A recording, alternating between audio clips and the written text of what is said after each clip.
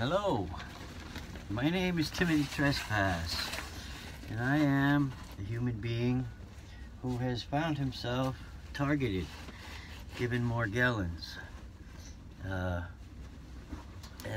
all kinds of other stuff that I'm not going to go into. And currently, I am aboard a 26-foot sailboat that we call Salvation. I call it Salvation. Petra calls it Salvation now too. And I'm putting on my warm clothes because it's cold out. I'm not sure quite how cold it is. 40s, low 40s, high 30s with the wind chill, I don't know. It's warm in here because I got a nice fire going in the little wood stove. Thank you so much. There's a couple of people who helped me get this. And it's kept us warm all winter. Granted, it's a lot of work to have a wood stove because you need to get wood, and since I can't pay somebody to bring me wood, I have to get it myself. Now, luckily, or thankfully, be to God, that this place where the boat is tied up, so far nobody has forced us to leave. We had to move the boat a little, but you know, for 7 months I was climbing over the fence, going through the no trespassing sign, walking right under the noses of the people who run this train yard, and they put up with me for that long. And you know, come on, I wasn't what's the word I'm looking for, as discreet as I could be. I started sawing the wood on the shore, you know, getting the wood from 20 yards away from here. There's piles of pallets stacked to the ceiling, you know, 20-something feet high. Huge. They just keep getting bigger and bigger. So I figured, you know, maybe they won't miss a couple of pallets, 6 pallets, 7 pallets a week, or whatever I burn. In the colder weather, it was more, almost 2 a day. So, you know, after all that time, they finally called the authorities, and the authorities were very nice too. They said, look, you can't be here, you can't go this way. You can't do this. Do something else. Can't do this. So, fine. We moved with the other community of sailors that were smart enough to see this coming and moved down here. Now there's a gate. There's a pathway that you go to get back here, and the guys put a gate on it. The other people with the boats, a couple of 2, 3, 4 of them, one of the guys, and put a padlock on it so that when I met him, he told me, oh, it's so that kids in the summer, they come and they climb on your boat and they cut your lines and they steal your stuff and they break into your boat, and so we're going to try to keep them out. I said, great, can you give me the combination? He said, yeah, we're not sure whether we're going to start using it yet or not, but when we do, I'll let you know. Next day, thing is locked. So I'm like, I found this bottle of glue that he was using to glue the gate or something, and I picked it up, not realizing it was his after our talk, and then I realized it was his, so I put it in a little plastic bag and I wrote a little note that says, you know, basically that I figured we all came down here for very similar reasons, and you know, here's this thing I found, I figure it's yours, you can have it back, and you know, if we could just, all I really need is if you could, great job on the gate, I appreciate that. If you could please give me the combination so I could pass with my wife, we'd be really grateful. And you know, all I really ask is that we treat each other with the respect, or rather I said, for safety and convenience, I would only ask that we treat one another with the respect that this lifestyle demands. And he was really cool about it. About 3, 4 days later, he texted me the number. He said, sure, look, I'm sorry, I didn't know these guys had started using the gate. Then he showed up, came by the boat, actually, with his girlfriend. They were both drinking a beer, whatever, and said, did you get the number? You all right? You got in okay? The storm's okay? You know, you all right? And I said, yeah, thank you, man. So,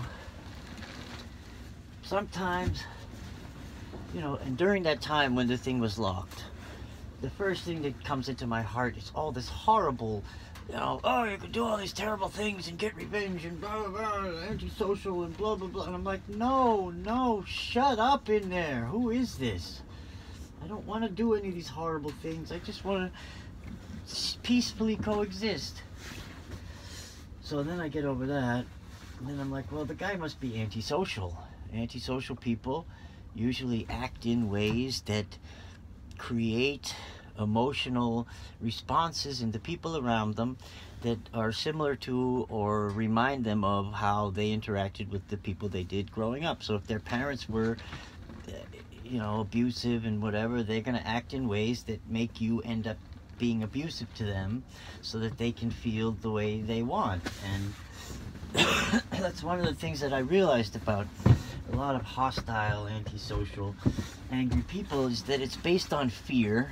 Most anger is based on fear, and we don't realize that because we're so busy being angry. But if you really stop and step back and take a look at yourself, why are you doing what you're doing? In my case, I don't know about the rest of you, it's usually based on fear. Fear of not surviving, fear of things being different, things, you know, unfamiliar. And although we crave the new experiences, we also crave the familiar. We want things, I want things to be just the way I left them when I come back. I want my porridge to be not too hot, not too cold. I want my chair to be not too soft, not too, you know what I mean? Like, I went through all this effort, I did all this work to make it this way. Why can't it stay? Anyway, I'm babbling. It's cold out. I'm putting on my warm stuff. Oh, see? This is what happens when you don't think about what you're doing. That's why you don't text and drive. That's why I don't make a whole lot of long videos about sailing and making videos at the same time, because it's really, really hard to navigate your boat. You know, navigate where you're going from here to where, how you're going to get there. Avoid collision with obstacles and other boats. Follow all the traffic laws of boating. Find the navigational buoys and stay within the channel lanes. Stay out of the security and something zones where if you go into them, the police will come and say, what are you doing? You can't be here. This is a security zone, and you get in all kinds of trouble. You don't want that. Anyway, I'm still babbling. You know, this disease process combined with aging, stress, you know, the Morgellons thing, and the constant bombardment with this crap is really taking a lot out of me. And I have a traumatic brain injury. Get this story. I'm with this guy, and we're walking along, and we're walking by the park. He says, here, come with me. And he goes and sits down on this bench, and I sit with him. And all these guys run up and try to offer him drugs to buy. And he tries the drug, and I'm just sitting there like, what? And some guy comes up and offers me drugs and dumps them on me. Some white powder or something. Says, now you owe me all this money. And I'm like, what? You know, I got like 50 cents in my pocket. What did I get myself into? I get up, I get away. The guy picks up a big rock, and he's like, give me my money, give me my money. I'm like, I don't have any money. I got my hand in my pants as though I got a gun, trying to keep this guy back, and I'm backing away like, you know, please. Finally, instead of turning around to run away as fast as I could, I tried to reason with the guy, and boom, and I'm out, cold. Down and out. And luckily I had a friend with me who saw the whole thing, and he's like, so somebody called the ambulance, and the ambulance came, and I woke up, and they said, are you okay? You want to go to the hospital? Can you go home with your friend? I said, go home with my friend. And I was in a daze, you know, I had a concussion. I was in a daze for like a week or so. I remember that period. Everything was thick and it's hard, like a zombie clawing your way through the air, trying to get through the day and going to school. And anyway, that injury healed.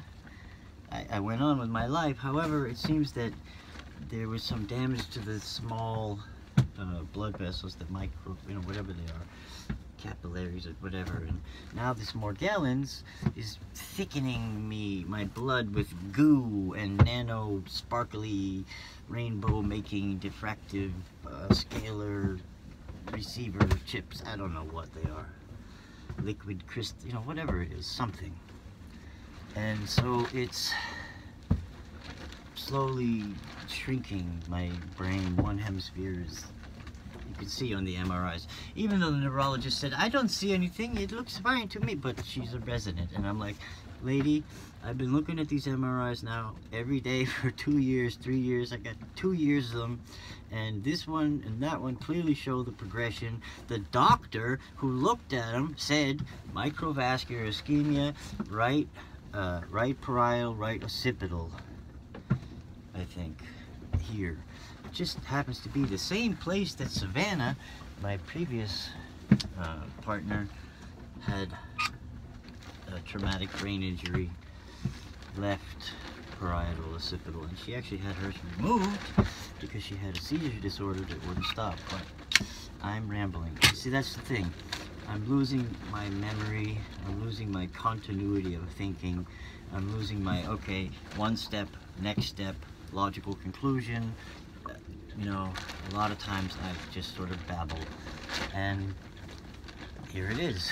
So now I'm starting to sweat because I got the nice hot place and I'm talking like a maniac. I've had 2 giant cups of coffee. Petra's not here. She's gone to do the laundry and whatever. So I'm gonna get up and go out on the shore and check everything, check the boats, get the vacuum from the other boat, and see if the other guy in his other boat is home, so I could ask if I can take his tire that he's got sitting there for 8 months. Because I need a few more tires because we want to turn the boat around, and if we turn the boat around, I don't want to take the tires off of this side and put them on that side, because you need them on this side. Well, you don't really, you can use bumpers, but I don't, it's me. I do things my way, so I put tires on my boat, like a tugboat. Yes, it's ugly, yes, it's crazy, yes, it's dirty, but hey, it works. And, so, anyway, I'm gonna go check out stuff. This clamp I found. Oh, back to the story about the glue. So, a few days later, after he gives me this thing and he finds the note and reads it, and the bag that I put it in had the glue in it, and he threw the thing back on the shore. Boom, read the note and threw the glue away. So I took the glue, and found this the next day. Clamp. What do I need this clamp for?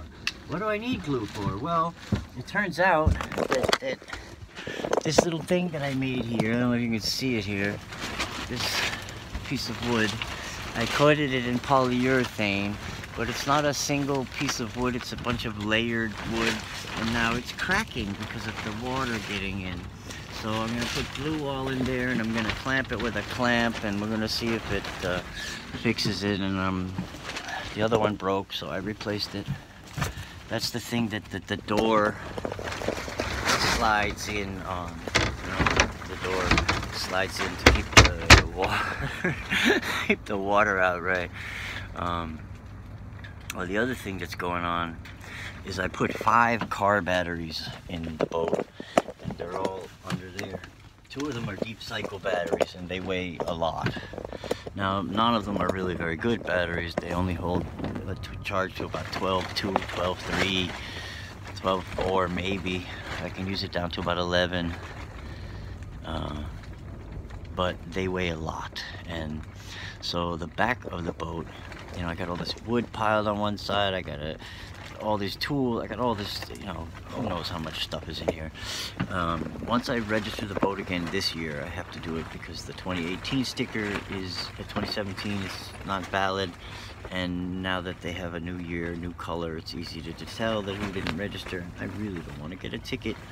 It's $98 to register your boat, and I don't have the money anymore this month, but I'll have to wait until I get it next month, I guess, God willing. And they're threatening to turn off my phone and try to pay them what I can. I'm doing the best I can. Anyway, let me go and see what is going on outside, and walk around and feel like a human being for a little while. Thank you for watching. God bless you all.